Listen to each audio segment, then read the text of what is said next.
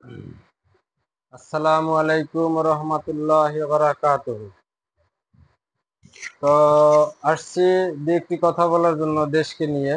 মূলত দেশের বর্তমান পরিস্থিতি খুব খারাপ। আসলে আগেও খারাপ ছিল, এখনো খারাপ। দেশে যখন আওয়ামী লীগ সরকার ছিল, তারা বিভিন্ন মানুষ মানে দেখা যাচ্ছে তারাও দেশ ভালো চালাচ্ছে যে তা না, তারাও দেশ চালাতে ব্যর্থ হয়েছেন। কারণ তারা গুম, হত্যা, খুন, ধর্ষণ এগুলা তাদের আমলে বেশি হয়েছে এবং আওয়ামী লীগ সরকার আমলে অনেক গুম হয়েছে। তারপরে মানুষ অনেক নির্যাতনের শিকার হয়েছে। তো তারা উন্নয়নমূলক কিছু কাজও করেছেন, দেশের টাকা দিয়েই দেশে করেছেন, দেশে যদিও ঋণী হয়েছেন, কিছু উন্নয়নমূলক কাজ করেছেন। কিন্তু এই আওয়ামী লীগ সরকারের সময় বর্তমান একটি সর্ববৃহৎ একটি রাজনৈতিক দল বাংলাদেশ জাতীয়তাবাদী দল বিএনপি, তারা অনেক হ্যারাসমেন্টের শিকার হয়েছেন। মিথ্যা মামলা, হয়রানিমূলক মামলা, বিএনপিকে একেবারে হয়রানিমূলক মিথ্যা মামলা, বিভিন্ন ভাবে তাদেরকে হয়রানি করেছেন। হাজার হাজার মানে সারা বাংলাদেশে লক্ষ লক্ষ মামলা হয়েছেন বিএনপি নেতাদের উপরে। বিএনপি একটি রাজনৈতিক সামাজিক সংগঠন। তারা মানব সেবায় কাজ করেন, তারা মানুষের কল্যাণে কাজ করেন। যাই হোক, তো তারা সবসময় আন্দোলনে ভূমিকা রেখেছেন। এই বিএনপি বারবার নির্বাচিত, তিনবারের প্রধানমন্ত্রী ছিলেন বেগম খালেদা জিয়া, যিনি আমাদের মাটি ও মানুষের মা, তাকে আমরা স্মরণ করি। আমাদের লিডার তারেক রহমান, তিনি একজন যোগ্য লিডার, তাকে জনগণ চায়। আমি একটা আদমশুমারি করেছি নিজে নিজে, বিভিন্ন জায়গায় গিয়েছি, বিভিন্ন জায়গায় গিয়ে দেখেছি, জনমত, জনমানুষের মতামত নিয়েছি অনেক জায়গায়। এবং আমি সেই জনমতামত এক সময় আওয়ামী লীগ থাকা অবস্থায় আমি নিয়েছিলাম। সে সময় আমি দেখেছি যে আমাদের এক কথায় বাংলাদেশ জাতীয়তাবাদী দল বিএনপির সমর্থন ছিল, এখনো সমর্থন আছে। ইনশাল্লাহ আগামীতে আমি নিশ্চিত বলে দিতে পারি, ইনশাল্লাহ সুষ্ঠু নির্বাচন এবং নিরপেক্ষ নির্বাচন যদি হয়, তাহলে ইনশাআল্লাহ বিএনপি আগামীতে ক্ষমতায় যাবে, বিএনপি সরকার গঠন করবে ইনশাআল্লাহ। তো সেখানে জনগণের সমর্থন আছে, আমাদের সকলের সমর্থন থাকবে, আমরা বিএনপির পাশে থাকবো ইনশাআল্লাহ। বিএনপি একটি রাজনৈতিক এবং সামাজিক সংগঠন। যদিও বাংলাদেশে বিভিন্ন জায়গায় বিএনপির উপর দোষ চাপিয়ে বিভিন্ন মানুষ ফায়দা উঠানোর চেষ্টা করতেছে, বিএনপিকে অপবাদ দিতেছে, কিন্তু এই অপবাদ দিয়ে বিএনপিকে দমিয়ে রাখা যাবে না। বিএনপি একটি সর্ববৃহৎ রাজনৈতিক সংগঠন।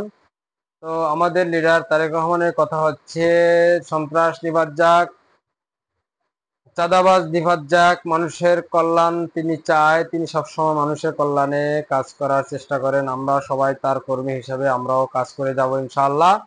আমাদের ইনশাআল্লাহ আমাদের তারেক রহমান, আমাদের লিডার, বাংলাদেশের বীরের বেশে চলে আসবেন ইনশাআল্লাহ। বীরের বেশে আমাদের দেশে চলে আসবেন তারেক রহমান, আসবে বেশে, বীরের বেশে বাংলাদেশে ইনশাআল্লাহ। আমি যেভাবেই বলি, এটি আমার বলা, আমার এই বলাটাই আমার কাছে অনেক ভালো লাগে। আমি সাজিয়ে ভালো বলতে না পারলেও আমার এটাই বলা, এটাই সঠিক কথা। তারেক রহমান ইনশাআল্লাহ আমাদের লিডার, বীরের বেশে আমাদের দেশে চলে আসবেন এবং আগামীতে ইনশাআল্লাহ আমাদের দেশে নেতৃত্ব দিবেন। ইনশাআল্লাহ আমাদের দেশে উন্নয়নের কাজ করবেন, সকলের প্রতি খেয়াল রাখবেন। আমাদের দেশ এখন বর্তমানে অবহেলিত, দেখার জন্য কেউ নেই, সরকার থেকেও নেই, সরকার ভূমিকা রাখতে পারছে না। বর্তমান সরকার কিন্তু দেশের পরিস্থিতি যে আমরা দেখছি, দেশ চালাতে ব্যর্থ। সংস্কার তাদের কিন্তু সংস্কার করার কথা না, তাদের উচিত ছিল তাড়াতাড়ি করে নির্বাচনের ব্যবস্থা করা। এই সরকারের উচিত ছিল তাড়াতাড়ি নির্বাচনের ব্যবস্থা করা, নিরপেক্ষ নির্বাচন করবে, রাজনৈতিক সরকার ক্ষমতায় আসবে, দেশ চালাবে ইনশাআল্লাহ। কিন্তু সেটা না করে তারা সংস্কার করে উপদেষ্টা কিছু নিয়ে, অযোগ্য উপদেষ্টা নিয়ে তাদেরকে দিয়ে দেশ পরিচালনা করা শুরু করেছেন।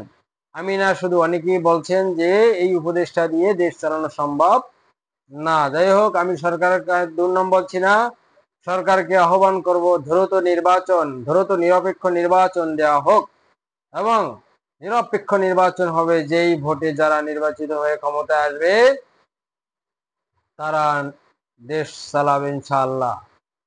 আওয়ামী সরকারের সময় দেশে উন্নয়ন করেছেন, যা করেছেন আমার মতে পছন্দ নয়। আমি অবলোকন করেছি দেশের ব্রিজ, বলেন, কালভার্ট বলেন, তারপরে হচ্ছে রাস্তা বলেন, সর্বক্ষেত্রে এত পরিমাণে দুর্নীতি হয়েছে। অদূর ভবিষ্যতে কোনো এমপি মন্ত্রী যাতে দুর্নীতি না করে, আমি সেটা কামনা করি। যারাই ক্ষমতায় আসবেন এই পকেট ভরার চিন্তা করবেন না।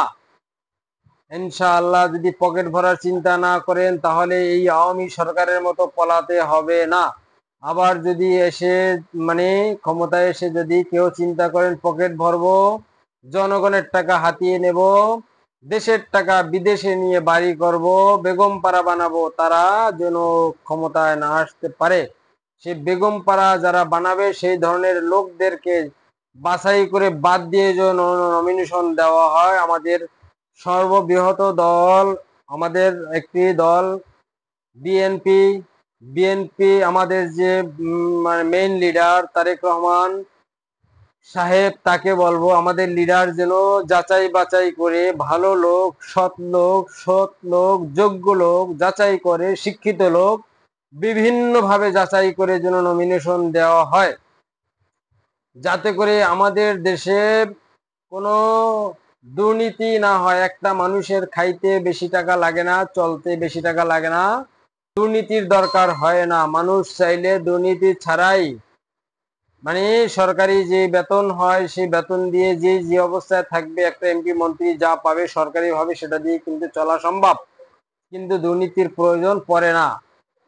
তো যদি রাজনীতি করতে হয়, মিঠুন চক্রবর্তী যে নাটক করে মাঝে মধ্যে, মিঠুন চক্রবর্তীর কথা মনে পড়ে যায়। তিনি কিছু নাটক করেছেন, যেই নাটক মানে যেই নাটক সিনেমা, সেই সিনেমায় আমি দেখেছি যে যে মিঠুন চক্রবর্তী নাটকটা হচ্ছে এরকম যে তিনি এমন ভাবে সিনেমা করেছেন, দেশের উন্নয়ন কিভাবে হয় এরকম কিছু ছবি দেখেছি আমি এক সময়। আসলে সেইভাবে একটা ছবি দেখেছি, লেখা আছে মারবো এখানে লাশ পড়বে শ্মশানে, অর্থাৎ তার ওই ছবিতে ছিল সন্ত্রাস দমন, দুর্নীতি মুক্ত। এইসব ছবি দেখে অনেক কিছু শেখা যায়। রাজনীতি করতে হবে, দেশ চালাতে হলে হজরত ওমর, আবু বকর, হজরত আলীর মতো দেশ চালাতে হবে। আবার আমার কথা শুনে অনেকে ভাইবেন না যে জঙ্গি সংগঠন। নো, আমি কোনো জঙ্গি নই, আমি কোনো অন্য ধরনের কোনো সংগঠনের লোক নই। আমি বিএনপির সমর্থক। আমি সৎভাবে চলার চেষ্টা করি, সৎভাবে খাওয়ার চেষ্টা করি, কারো ক্ষতি করি না, নিজের মতো করে নিজে চলি, নিজের মতো করে নিজে খাই, কারো উপর ধর্ণা ধরি না। আমি না খাইয়ে থাকলেও কারো কাছে যাই না। আমি সবসময় মানুষের মঙ্গলে থাকার চেষ্টা করি। যাই হোক, কথাবার্তায় ভুল হতে পারে, সকলকে আমার পক্ষ থেকে ধন্যবাদ। আমি মাঝে মধ্যে এভাবে দু একটা ভিডিও দেব। আমি সাধারণ মানুষের পাশে থাকার চেষ্টা করি, পথ শিশু যারা তাদের পাশেও থাকার চেষ্টা করি। মাঝে মধ্যে দেখা যায় পথ শিশু অনেক আছে যারা খুব খারাপ অবস্থায় আছে, তাদের খাবার দাবার অনেক সময় দেখা যায় খাবার দাবার খেতে পারে না, অনেক কষ্টে আছে। আমি তাদের পাশে থাকারও চেষ্টা করি, সবাই তাদের পাশে থাকার চেষ্টা করবেন। শুধু নিজেরা ভালো থাকবেন, নিজেরা ভালো খাইবেন সেটা কাম্য নয়, সবার পাশেই সবার থাকতে হবে। অনেক এমপি মন্ত্রী, অনেক যারা ক্ষমতায় আসে গাড়িতে ওঠে, এসি বাসায়, এসি অফিসে, এসি সংসদে যায়, সংসদ থেকে গাড়িতে ওঠে, গাড়িতে, কিন্তু তাদের সাথে গরিব লোকের সাথে দেখা হয় না। উচিত তারা পায়ে হেঁটে এমন এমন রাজনীতি করবেন, পায়ে হেঁটে যাবেন, পায়ে হেঁটে আসবেন, তার কোনো শত্রু থাকবে না। আর আমাদের দেশে এমপি মন্ত্রীদের অনেক পাহারা দিতে হয়, কারণ তাদের নিরাপত্তাই অনেক কঠিন। কারণ হচ্ছে একটা, তাদের যারা দুর্নীতিবাজ, তাদেরই ভয় থাকে। এই দুর্নীতি যখন থাকবে না তখন এমপি মন্ত্রীরা পায়ে হেঁটেও রাস্তা দিয়ে চলে যাবে, হজরত আবু হুরায়রার মতো, হজরত ওমরের মতো, আবু বকরের মতো, তাদের কোনো শত্রু থাকবে না ইনশাল্লাহ। আমি আশা করি যেন ইনশাল্লাহ আমাদের দেশে অদূর ভবিষ্যতে সৎ যোগ্য ব্যক্তিরাই যেন নমিনেশন পেয়ে এমপি হতে পারে, এবং যেই যেই দল নির্বাচনে আসবে বাছাই করে যেন ভালো লোকদের নমিনেশন দেওয়া হয়, এটা আমি সকলের কাছে এই আশা ব্যক্ত করছি। সকলকে আমার পক্ষ থেকে ধন্যবাদ। আসসালামু আলাইকুম ওয়া রাহমাতুল্লাহি ওয়া বারাকাতুহু।